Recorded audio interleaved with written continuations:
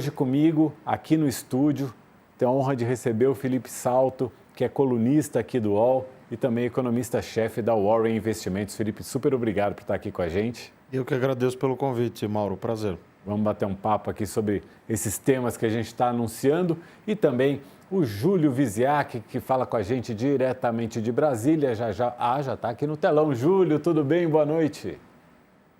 Tudo, e você, Mauro? Boa noite. Boa noite, Felipe. Faz um tempo que a gente não se fala. Um prazer te ver aí. Prazer, Júlio. Prazer te rever. Vamos lá, vamos começar falando sobre a arrecadação federal em 2025, que foi a maior registrada na história.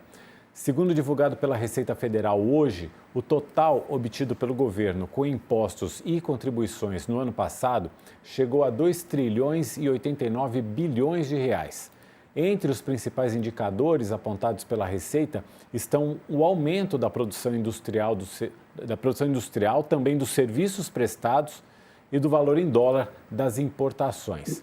A arrecadação vem crescendo desde o começo da série histórica, com exceção de 2020, devido à pandemia.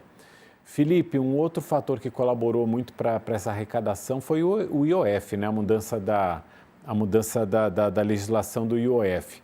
Queria que você analisasse para a gente um pouco dos motivos que levaram o governo a arrecadar mais. E também daqui a pouco a gente fala dos desafios que a gente vai ter daqui para frente, também pelo lado da despesa.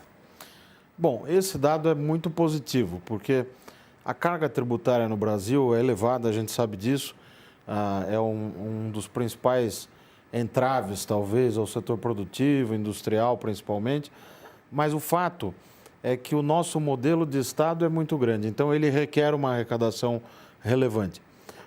O que aconteceu especificamente no ano passado é que a atividade econômica teve um desempenho acima do esperado. As nossas projeções, por exemplo, foram superadas e isso ajuda o governo a arrecadar mais, porque a arrecadação nada mais é do que um pedaço daquilo que você produz, gera de renda, riqueza e consome, né? Então, esse é um primeiro fator, um cenário macroeconômico mais positivo do que se esperava. O segundo são as medidas que esse governo vem tomando desde o início do mandato do presidente Lula, praticamente, que são medidas arrecadatórias. Muitas delas vieram já desde 2023 e outras, como a que você mencionou, do IOF, vieram em 2024. E o conjunto dessas ações produziu também um incremento na arrecadação e uma parte disso tem efeitos permanentes. A questão é que, o que se coloca principalmente é que não vai haver mais espaço para você fazer novas rodadas de aumento da arrecadação e, por outro lado, nós ainda estamos com déficit. Ainda mais em ano eleitoral, né? É difícil querer aumentar a arrecadação em ano eleitoral. Quem lê, e assim, é aquela coisa do debate que fica muito politizado, aí a gente dá a notícia, bateu recorde de arrecadação, aí alguém já vai falar, tá vendo? É um governo que só pensa nisso, só pensa em taxar. É um governo que só pensa em taxar, Felipe? Acho que desde o início, para ser mais próximo do que eu diria assim, da análise fria do que o ministro Haddad prometeu e está entregando, ele nunca disse que ia assumir para fazer um baita programa de ajuste de gastos públicos, por exemplo. Porque ele, melhor do que ninguém, conhece o eleitorado. Como é que funciona o PT, os ministros ali do entorno, e ele já sabia desde o início que ele seria, portanto, um ministro da Fazenda que teria que enfrentar a questão da responsabilidade fiscal, provar para o mercado, para a sociedade, para o resto do mundo, que o governo seria responsável e, ao mesmo tempo, garantir aquela lógica dos governos do PT de que o gasto é importante, de que precisa ter programas sociais muitas vezes agigantados e tal. E ele fez isso, ele apostou no lado da receita. Aprovou uma reforma tributária do consumo, que eu, inclusive, tenho várias reservas e críticas, mas o fato é que aprovou, e fez um conjunto de ações, Mauro, que tiveram um efeito, estão tendo um efeito arrecadatório tremendo. Por exemplo, tributação de fundos de investimento chamados exclusivos, aqueles que só têm um cotista e tal. A tributação de investimentos offshore. O fim daquele benefício fiscal que erodia o PIS/PASEP e a COFINS, baseado no ICMS. a nova lei da transação tributária, a nova lei do CARF, que é aquele contencioso administrativo tributário. Então, ele apostou nessa agenda arrecadatória e, do lado do gasto, foi muito tímido.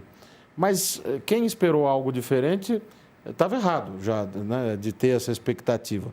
Claro, ele tentou coisas e até conseguiu uma importante, que foi limitar a taxa de crescimento real do salário mínimo ao arcabouço fiscal, aquele 2,5% de variação real máxima, né? Mas nada muito além disso. Então, houve medidas do lado do gasto, mas medidas tímidas, tanto é assim que a despesa está crescendo. Júlio, queremos te ouvir também. Felipe, eu queria, na verdade, fazer uma pergunta para o Felipe. Assim, na divulgação desse resultado, né, a Receita Federal tratou de jogar muito o motivo desse desempenho para o crescimento da economia.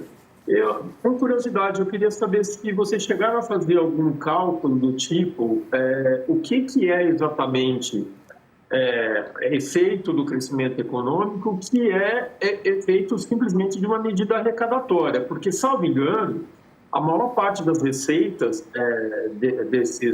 dessa arrecadação, né, ela cresceu acima da inflação, né, e do próprio PIB, né? Então, eu queria saber se dá para a gente saber exatamente o peso de cada coisa, para saber se foram as medidas arrecadatórias que levaram a esse resultado, ou se é o crescimento da própria economia. Excelente pergunta. É difícil segregar os efeitos, mas o que a gente sabe é que a atividade econômica e a arrecadação, para ser mais direto, o PIB e a arrecadação, eles caminham juntos. A gente chama em economês de elasticidade, né? A elasticidade, a reação da receita ao PIB é igual a 1. Então, se o PIB cresce 2, a tendência da arrecadação é crescer 2. Em que momentos que essa regra de bolso acaba sendo violada? Quando você tem um momento de aceleração da atividade econômica, quando tem, por exemplo, uma formalização muito grande no mercado de trabalho, ou então um setor específico tendo um desempenho muito bom, ou aberturas de capital de empresas acontecendo muito fortemente, ou preços de commodities aumentando muito, e aí essa relação de 1 para 1 acaba sendo violada. E a arrecadação pode até crescer mais do que isso. A outra situação em que também isso acaba não sendo observado é quando você tem muitas medidas para elevar a arrecadação. Então, por exemplo, a reoneração da folha, ela teve um papel importante no ano passado. Nós temos uma escadinha que ainda que nós estamos subindo ainda essa escadinha para voltar ao que era até na 2027, situação. Né? Isso. E até 2027. Então, essa escadinha também ajudou na arrecadação. Aí tem as medidas do IOF, a tributação de fundos, todas aquelas que eu mencionei. Se a gente começa a olhar os tributos que estão mais ligados à atividade e limpa desses efeitos, a relação é mais ou menos 1/3, 2/3. Quer dizer, 2/3 desse desempenho, falando em termos gerais, se deve ou se deveu principalmente ao desempenho do PIB, da massa salarial, da atividade industrial, da produção, dos serviços e tal. E 1/3 às medidas não recorrentes, vamos chamar assim, ou as medidas de aumento ou recuperação de receitas. Agora, para o ano que vem, para esse ano, 2026, já estamos em 2026, aliás, eu acho que já passaram mais ou menos uns 97 dias de 2026, de tanta coisa que já aconteceu, a gente vai ter todo um debate eleitoral. A gente entra num ano que tem isenção de imposto de renda para quem ganha até 5 mil por mês. No debate eleitoral, a gente vai ver coisas como, por exemplo, tarifa grátis para transporte público, que vai entrar no debate eleitoral também. E, ao mesmo tempo, os economistas já vêm há mais de um ano falando que 2027 é um limiar ali que a gente tem muito perigoso em termos de contas públicas. Eu queria que você explicasse um pouquinho para a gente e, para um debate sério, até mesmo do ponto de vista eleitoral, o que é que precisa ser, de fato, levado em consideração em termos de responsabilidade fiscal? Eu entendo que água mole em pedra dura uma hora acaba vencendo, né? Acaba resultando em mudanças. Veja, por exemplo, um governo de esquerda, como nós temos hoje, entendeu que responsabilidade fiscal é uma premissa básica. Ele não entrega o superávit necessário para estabilizar a dívida em relação à receita ou a dívida em relação ao produto interno bruto, mas ele também não namora com um cenário de insolvência, de jogar tudo para o alto ou de enfiar o pé na jaca. Só que nós estamos indo para um quadro que talvez isso seja insuficiente. Não vai dar para você ter mais 4 anos, a partir de 27, só fazendo esse arroz com feijão. Vai precisar fazer mais, porque a realidade se impõe. Veja, nós estamos com uma taxa real de juros de 11%. Quer dizer, não há Cristo que aguente investir com um juro na estratosfera. Só que como é que você muda isso? Precisa pôr uma escada para esse jabuti descer, porque ele não subiu sozinho e não vai descer sozinho também. Essa escada é o ajuste fiscal. Eu vejo, Mauro, que ganhe quem ganhar a eleição, o ajuste vai se impor. É claro que tem candidatos e candidatos, e alguns mais propensos, outros menos a aceitar essa realidade. Mas o fato é que o modelo atual de uma política fiscal em que você só aposta no aumento da arrecadação, tem metas fiscais modestas e vai empurrando com a barriga o problema da dívida, ele está esgotado. Porque essa taxa de crescimento econômico que nós tivemos no primeiro biênio desse mandato, desse terceiro mandato do Lula, ela já não está mais se repetindo. Ano passado já teve desaceleração e 26 vai desacelerar mais um pouco. Então, por que os economistas ficam repetindo essa ladainha, nós economistas, de que tem que fazer o ajuste? Porque, de fato, se a gente olha para os dados, onde é que está o problema econômico brasileiro? Não é nas contas externas. O balanço de pagamentos teve uma piora do déficit em transações correntes, mas está plenamente coberto por investimento estrangeiro, direto, né? Se a gente olhar o mercado de trabalho, está relativamente bom, e aí tem as explicações diversas. Inflação é uma inflação acima da meta, mas é uma inflação controlada, e até com bons sinais aí recentes, né? Inflação de alimentos, até inflação de serviços também. Onde é que está o calcanhar de Aquiles aí, que continua a ser o calcanhar de Aquiles? É nessa desestruturação, nessa desorganização das contas públicas. E aí, todas as medidas que são recomendadas tecnicamente são difíceis de se implementar politicamente. Por exemplo, mexer nas vinculações do gasto à receita, a questão do salário mínimo, né? Que fala-se nisso, o próprio Armínio Fraga falou corretamente sobre isso, levou uma enxovalhada de críticas e tal, e estava certo, né? A questão dos subsídios creditícios e financeiros, Plano Safra, os gastos tributários, as emendas parlamentares. Então, tem uma lista, uma avenida de coisas que precisa ser feita, mas vai precisar vontade política para que isso saia do papel, né? Júlio. Qual que é a tua previsão, Felipe, assim, para o próximo ano, né? Digo, o governo, seja lá qual for, vai conseguir arrastar um pedaço dessas medidas que já passaram para o Congresso? Olha, nós vamos partir de um déficit esse ano de 2026.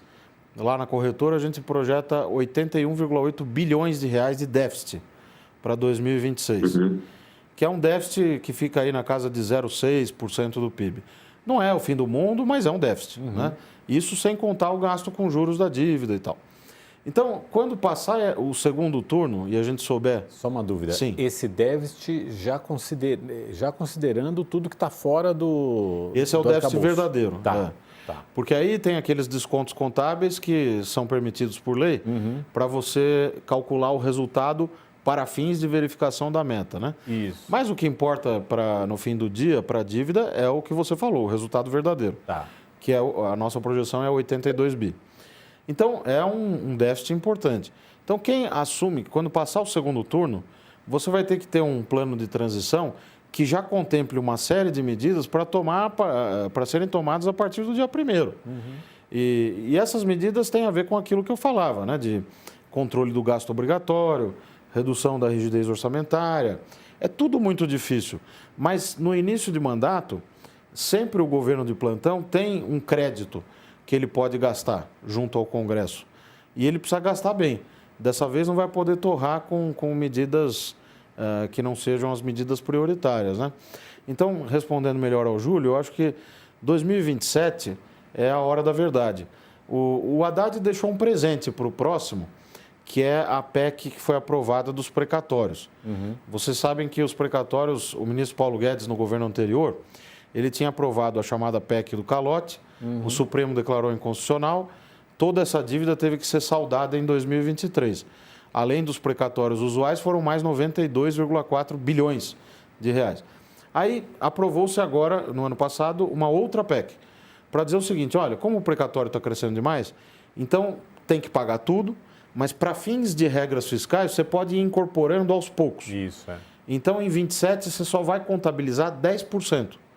Isso vai dar um fôlego para o próximo mandatário, para o próximo presidente, que é importante. Então, ele tem que usar bem isso, para que em 2027, esse tempo que ele vai ter, seja usado para formular um programa de ajuste e a gente vire essa página, porque esse é um debate dos anos 80, né? E nós não conseguimos sair disso.